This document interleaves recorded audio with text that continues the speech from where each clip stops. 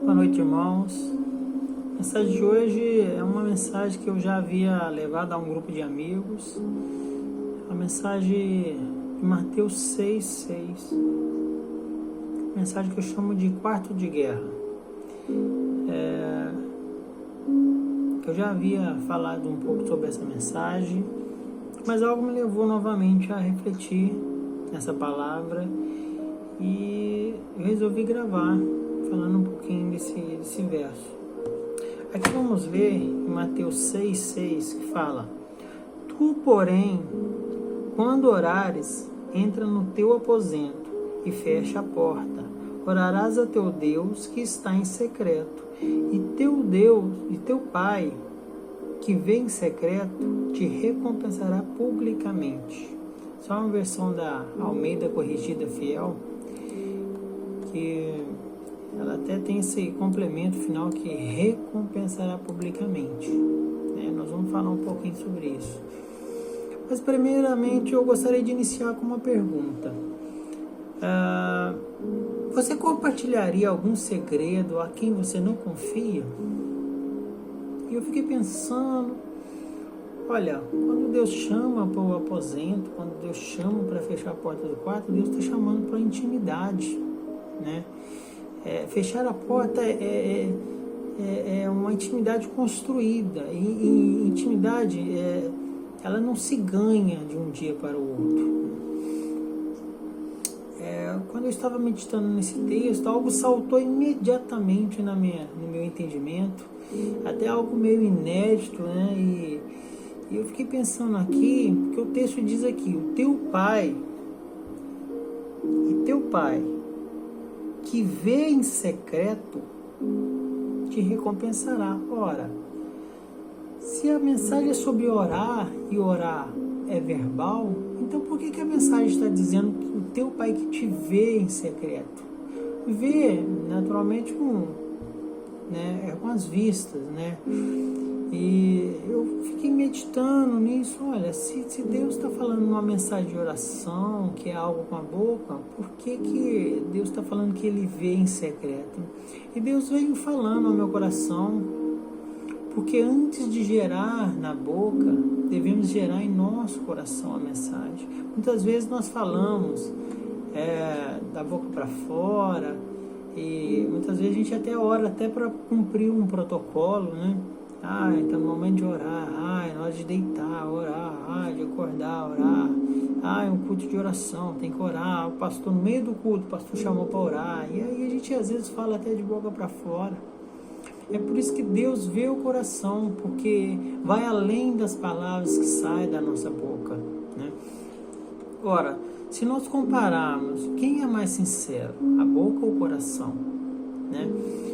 Muitas das vezes a boca fala aquilo que às vezes sai de repente, né? E sai aquilo que o coração está cheio, ou seja, a gente coloca para fora, através de palavras, verbalmente, aquilo que o nosso coração está cheio. Nós podemos ver aqui em Mateus 12:34, vou pegar uma versão que eu tenho aqui, Mateus 12:34, aqui no segundo verso diz: porque a boca fala do que está cheio o coração. Ora, significa que aquilo que nós dizemos reflete o que está dentro de nós, né? Billy Graham falava o seguinte, ele tem uma frase muito boa que diz: se você pudesse comer as suas palavras, a sua alma seria nutrida ou envenenada. E é forte, porque às vezes a gente só tem falado aquilo que o coração está cheio. Nós temos falado aquilo que aquela pessoa que tem muita amargura, medo, desesperança, e inevitavelmente essa pessoa irá transbordar palavras que refletem esse mesmo sentimento. Essa pessoa que está amargurada e é aquela pessoa que só sabe reclamar, o coração dela está cheio, e é ruim a gente ficar perto dessas pessoas. No entanto, se nós enchermos nosso coração com compreensão, com perdão, com nossas palavras de amor, com amor,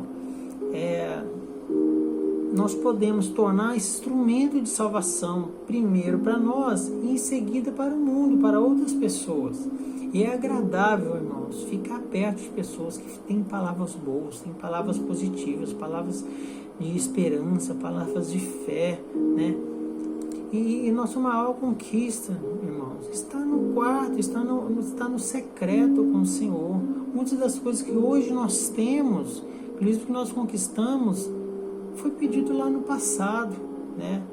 Eu até comentei com os amigos, é um testemunho interessante que quando eu estava lá no quarto, lá meus auges, 17, 18 anos, 16, eu lembro que o carro do auge era o Templa, né? E era um carro muito bonito, e eu orava a Deus, me dá um Templa, né? E hoje, né, até é engraçado falar do Templa, porque é um carro que não é muito bem visto, mas eu pedi a Deus um Templa, eu quero um Templa, e ora, Deus me deu a oportunidade de ter carros muito melhores hoje, né? E eu pedi só um Templa lá no passado, e Deus tem me honrado, né? Tem me dado condições de ter coisas até melhores, né?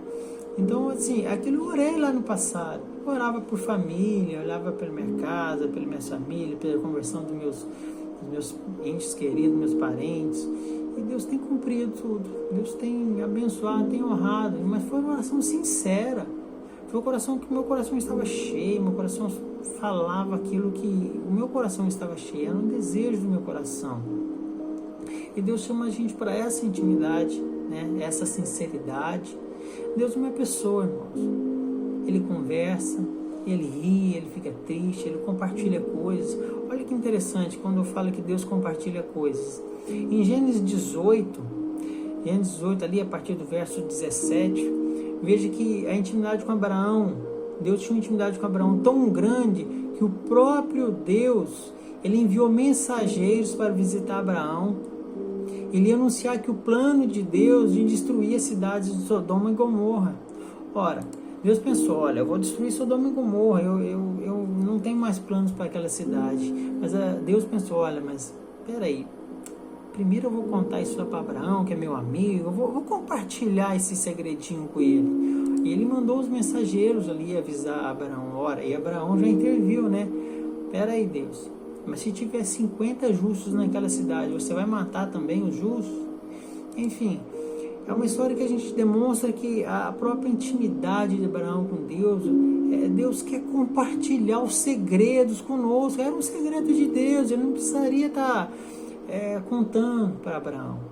Mas tamanha intimidade, sabe? Aquela coisa que a gente acontece no nosso dia a dia, a gente quer correr para contar para alguém, seja para o esposo, a esposa, para o filho, para o amigo querido, e a gente quer contar aquele segredinho que a gente às vezes não consegue guardar para a gente.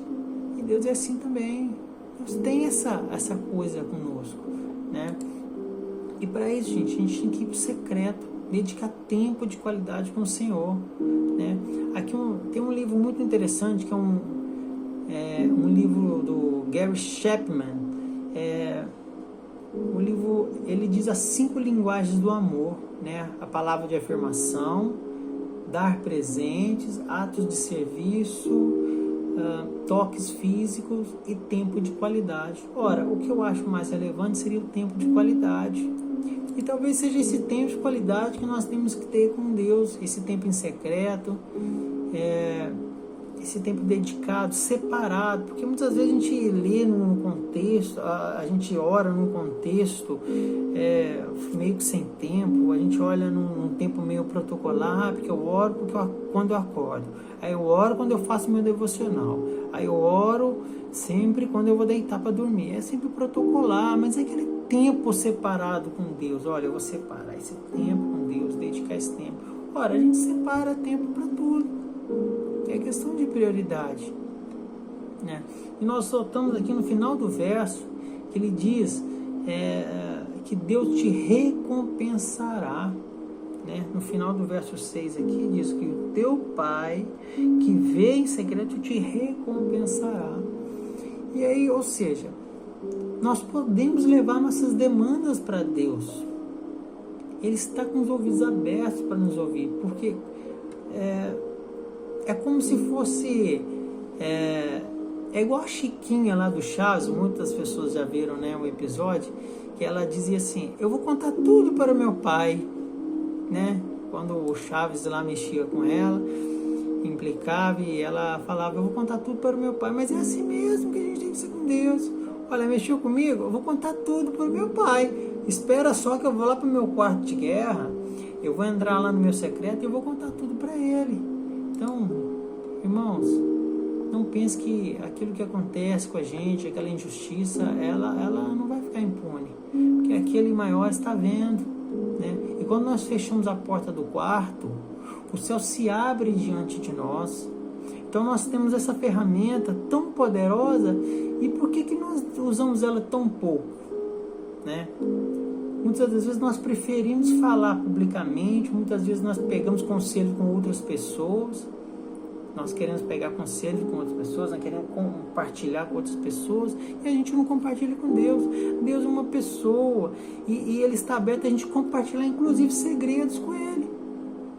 Eu tenho algumas rotinas de orar, eu costumo dizer que eu não sei nem orar publicamente, em microfone, eu tenho um pouco de vergonha, mas também um pouco de desconforto. Porque o meu tipo de oração é uma conversa com Deus, é um bate-papo, e não é essa oração que você fala no microfone, ó Deus, né? É como se estivesse pregando para Deus, enfim. A minha oração é um bate-papo, é uma conversa com Deus, é um diálogo, é uma troca de ideias, é compartilhar um segredo, algo que eu estou sentindo. Então talvez por isso eu tenha realmente algumas dificuldades para orar assim. Mas é algo sincero, algo que sai do meu coração, e às vezes eu prefiro que seja assim, porque reflete um pouquinho do que está no meu coração mesmo, né? Então nós temos que ter cuidado, irmão.